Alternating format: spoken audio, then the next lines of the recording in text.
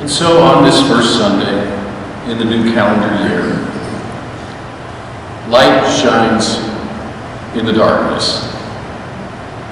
It's really hard to get more basic than that. And I want you to know I've given a lot of thought and open-eyed prayer to what I'm about to do right now. Just really given a lot of thought and open-eyed prayer to it. And I've shown you this before, and I'm showing it you today. This is my grandfather's railroad lamp. He worked for the P&LE, Pittsburgh and Lake Erie Railroad, in Menneson, Pennsylvania, at the depot. P&LE was part of the New York Central system. The top of this lamp says P&LE, and then the red bulb says NYC, New York Central. And what I've given a lot of thought to is not everything should be placed on this table. This is a sacred place. And there are things that should not be on there. And I've given a lot of thought and prayer to this, and I'm going to put my grandfather's railroad lamp on there today because it's a sacred item. It is for me, and I want it to be for you. And one of the nice things about the notion of the light of the world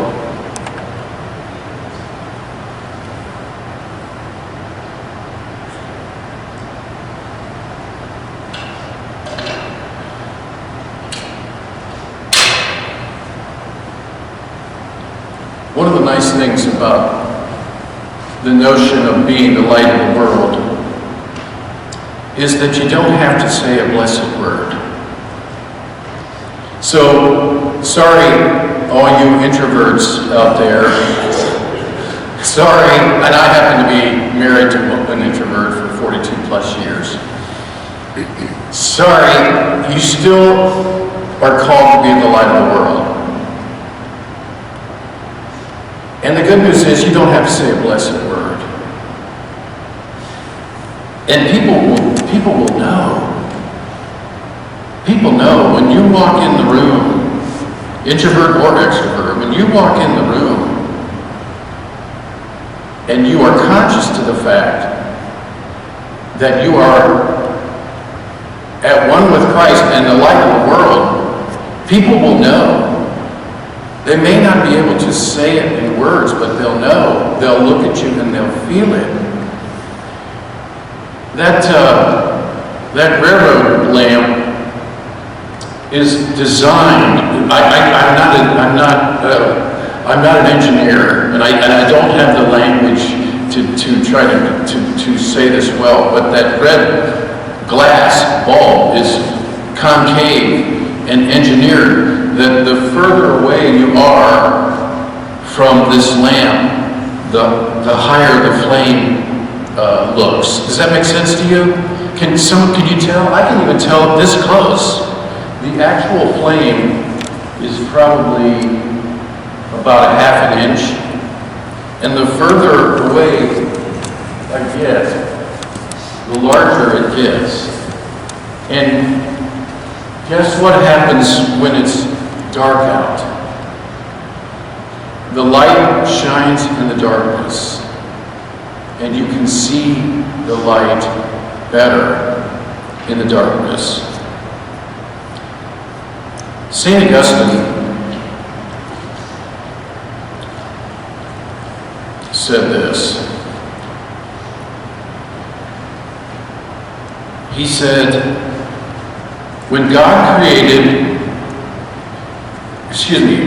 St. Augustine said, since God created time, God existed before time, God will exist after time, and therefore God exists outside of time. There was no time before God created it. Judeo-Christian doctrine has consistently held that God created all that exists, including time and presumably space, ex nihilo, out of nothing. Ex Nihilo. That's Latin. Out of nothing. And that's what Genesis 1 is about. And I'm going to say something, and not everybody in the Christian world agrees with this. I suspect that most of you will agree with it. When we read Genesis 1, we are not reading science. We are reading theology. We are reading biblical spirituality. It's theology. And what the Bible says is that God creates things out of nothing. This is paradoxical. This is contradictory. And I stand within this pulpit today and I say, in this instance, I will take the theology over the science any day. In this instance, not in every instance. I don't know if you've noticed the last few years, there are some politicians that don't want to hear about science, right? Did you notice this? Well, I'm saying this is not a book of science. Genesis is about how God creates you and me out of nothing. So, what do we have to do today to be created anew? We don't have to do a blessed thing. It's a gift, and we embrace it. And what John 1, I'll remind you this. The opening of the Gospel according to John, what John did was he sat down at his desk and he opened up his laptop and he said, I'm going to write my gospel. This is going to be my gospel. And he got a book holder, you know, like chefs and those of you that cook, the book holder, so you can see he got his book holder out and he got his recipe book.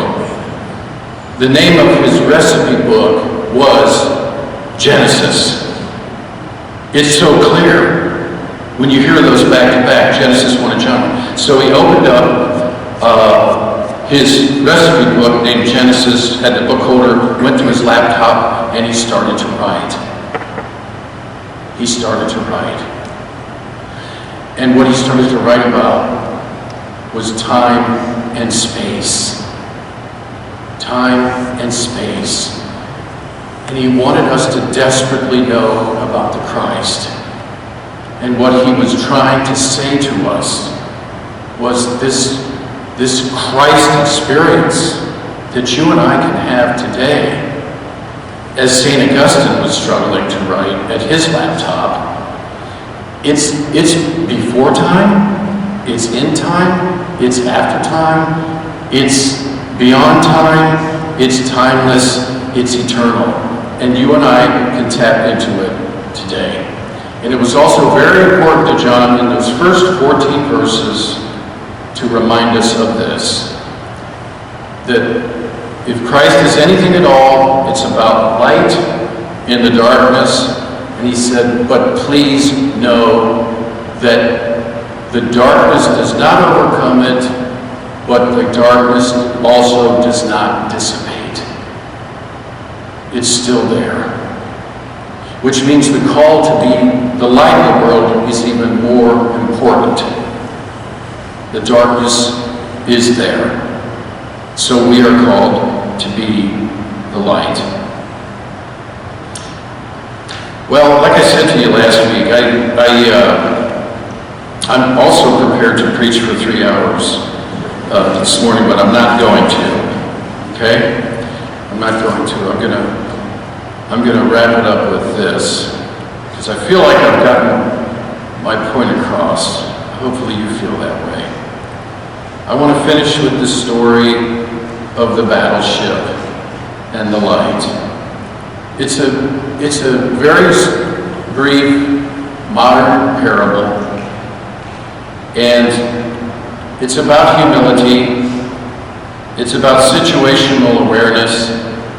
It's about authority versus reality. This parable reminds us that no matter how powerful or important we may feel, there are fundamental myths, truths, and realities that we cannot change. And it's also talks to us about authority does not always equate to correctness, and sometimes the most humble entities hold the ultimate truth. Maybe you've heard this. There was a large naval vessel, a battleship.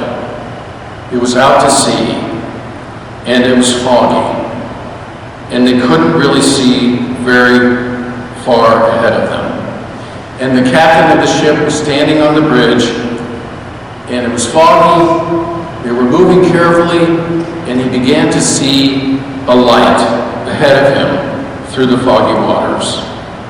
And the captain of the naval ship, believing himself to be in a position of authority, attempts to command the light to change its course to avoid a collision. He believes he sees the light of another ship.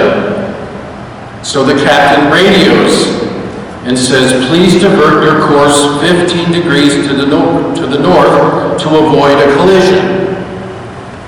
And the response back to him is, "We recommend you divert your course 15 degrees to the south to avoid a collision."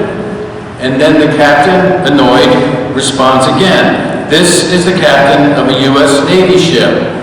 I say again, divert your course." And the last transmission, the response, "This is a lighthouse. Your call." Light shines in the darkness. You know that old country and western song that goes, sometimes you're the Louisville Slugger, sometimes you're the ball. Have you ever heard that? Sometimes you're the Louisville, I can sing it for you, I'm not going to. Sometimes you're the Louisville Slugger, sometimes you're the ball. Sometimes you're the windshield, sometimes you're the fly. Here's some good news. Sometimes we're the battleship. Yes, we are, sometimes. And we travel with our light shining. And sometimes we're the lighthouse. We stand firm. Firm in our convictions. Firm in our commitment to Christ. And what do? We shine. We shine. You don't have to say a blessed word. Light shines in the darkness. Happy New Year. Happy New Year. Amen.